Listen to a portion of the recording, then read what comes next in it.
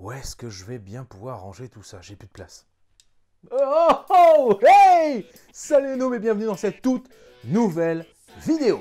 Comme vous le voyez, j'ai encore acheté des jeux, j'ai encore craqué, on m'en a offert. Bref, je ne m'en sors plus. Mais ça, c'est pas l'objet de la vidéo d'aujourd'hui. La vidéo d'aujourd'hui va concerner 10 choses que vous ne savez certainement pas sur les jeux de société. Même moi, j'en ai appris pas mal. Bon, je range tous ces jeux de société un peu partout et on se retrouve pour la vidéo. C'est tout de suite. La première anecdote concerne donc le Monopoly. Qui ne connaît pas le Monopoly? Levez la main. Il n'y a personne. Durant la Seconde Guerre mondiale, des caisses de ravitaillement étaient autorisées à être distribuées par des organisations humanitaires à des prisonniers anglais. Le jeu du Monopoly était bien sûr autorisé, comme d'autres vivres ou autres objets utiles du quotidien. Sauf que les services secrets anglais avaient eu une idée magique. Grâce à un producteur de jeux de société, ils avaient intégré à l'intérieur des éditions de Monopoly une boussole, une carte et des petits objets contondants ou pratiques pour pouvoir s'échapper. Si on m'avait dit un jour que le Monopoly sauverait des vies, bah alors là...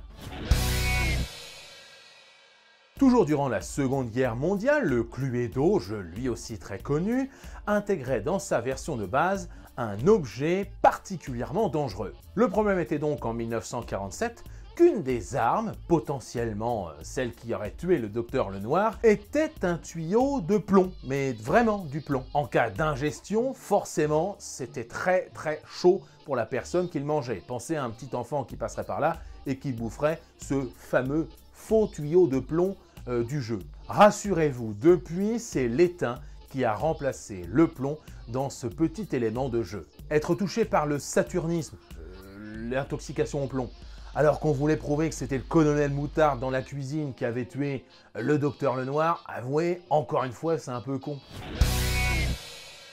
Saviez-vous que dans l'actuel Irak, ou même en Égypte antique, on jouait déjà?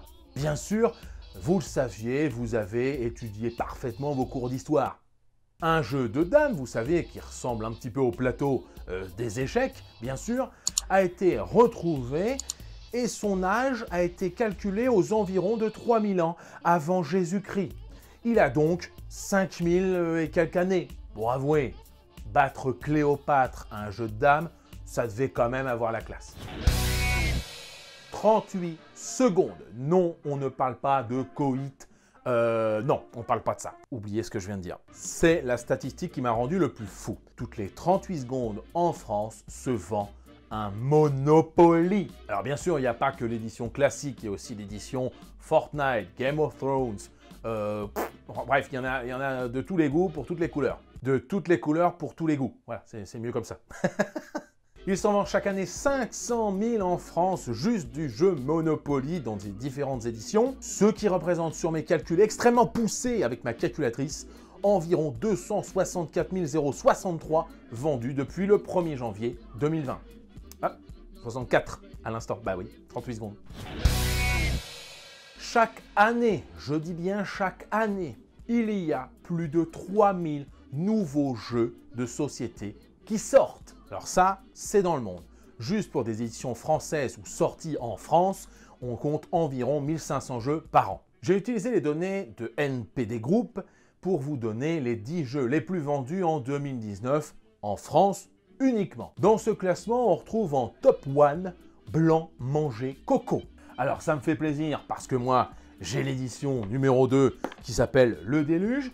Mais bon, ça m'embête un peu parce qu'il y a tellement de jeux vachement plus sympathiques. En tout cas, Blanc Manger Coco, c'est vrai que l'avoir dans une collection, c'est un must-have, c'est clair. On retrouve dans cette liste que vous voyez sur le côté de l'écran pas mal de jeux qui sont très connus. Uno notamment, on retrouve aussi bel et bien le Monopoly qui est très vendu. La Bonne Paye, ok. Ce qui m'embête un peu, c'est qu'à part Blanc Manger Coco et son extension et Burger Quiz à la rigueur, il n'y a pas de jeu moderne, il n'y a pas de jeu récent. Ça, c'est un peu décevant. Allez voir du côté des magasins de jeux de société dans votre ville, dans votre région. Je suis sûr qu'ils pourront vous conseiller des jeux tout aussi bien que le Monopoly, mais au moins vous découvrirez un nouveau jeu, un nouveau style, etc. En plus, je vois pas ce qu'on peut trouver au Monopoly, enfin, faut arrêter d'en acheter, etc. Non, c'est pas ce que vous croyez du tout, c'est pas ce que vous croyez. Game of Thrones quand même, fallait que je l'aie, quoi, à un moment donné. Oh.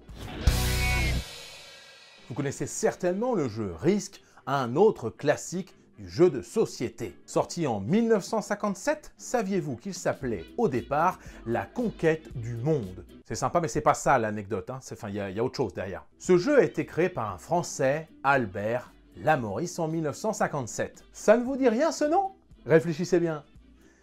Oui, non, moi non plus, ça me disait rien du tout. Rien du tout. Eh bien, ce monsieur, un an avant la sortie de Risk en 1956, avait gagné un petit truc, je crois que ça s'appelle l'Oscar du meilleur scénario et un autre petit truc qui s'appelle la Palme d'Or du meilleur court-métrage pour son film. Le film, c'était Le Ballon Rouge et il a gagné donc ces deux prix. C'était donc Albert Lamoris, un scénariste, réalisateur et producteur de films qui avait un talent pour créer des jeux de société. Encore un élément pour montrer que, comme le cinéma, le jeu de société est peut-être en train de devenir un art. Alors là, c'est une histoire très bête.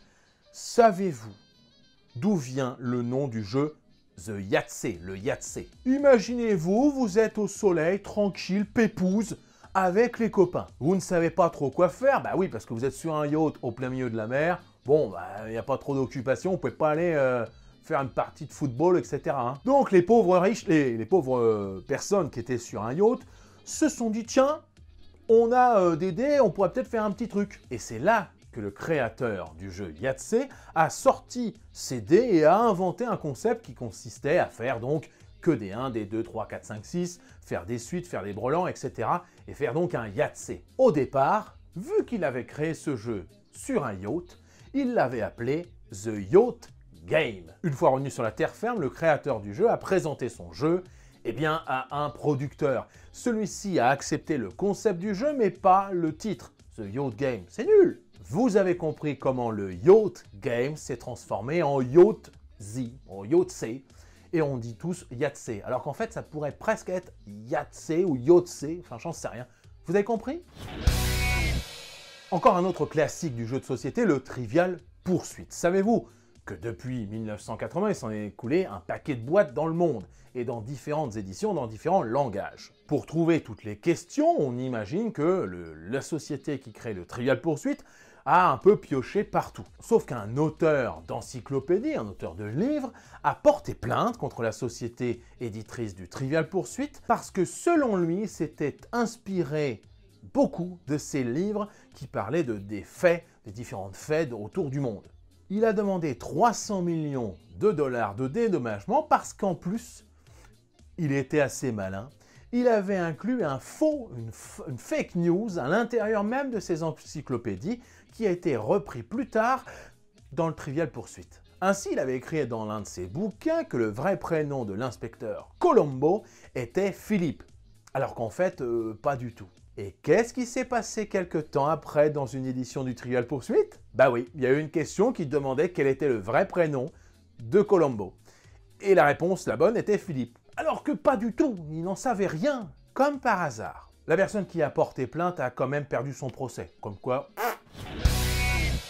Alors j'y suis déjà allé et j'y retournerai peut-être en vidéo, on en reparlera bientôt. Cannes n'est pas que la capitale française du cinéma, voire la capitale mondiale durant une semaine par an. C'est aussi le théâtre du Festival international du jeu, le FIGE. Vous y trouverez des tournois, de la vente de jeux de société et aussi beaucoup, centaines ou milliers de chaises disponibles pour faire une partie avec les éditeurs qui viennent eux-mêmes vous présenter leur jeu. Vous trouverez forcément votre bonheur durant tout un week-end et cette année c'est en février, fin février si je dis pas de bêtises. En France, on compte aussi avec le PEL, le Paris est ludique, le festival du Partenay et alors là, ça fait plaisir, le festival de Lillebonne qui a lieu à Lillebonne. J'étais allé faire une petite vidéo, rappelez-vous-en.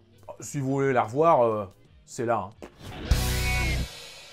Encore une chose hallucinante, je l'ai intitulé 1 par seconde, c'est juste magique. Il s'est vendu en France 27,8 millions de boîtes de jeux durant l'année 2019. Ça a généré 578 millions d'euros de chiffre d'affaires. Et donc pour vous donner un ordre d'idée, c'est presque, on n'en est pas là, on est plutôt à 1 seconde 20, mais c'est presque un jeu toutes les secondes qui est vendu en moyenne en France. Bien sûr, la plus grande partie des jeux de société sont vendus à Noël ou sont bien sûr créés par les lutins au même moment. En parlant de Noël, c'est 2 parents sur 3 qui vont acheter. Le Père Noël va demander à ses lutins d'offrir des jeux de société à 2 enfants sur 3 à Noël 2020. J'en profite pour envoyer un grand message d'amour et d'amitié à mon cousin qui vient de sortir une nouvelle chaîne qui s'appelle « Tu joues ou quoi ?» C'est une toute nouvelle chaîne, il a envie de s'amuser, ça tombe bien, comme moi.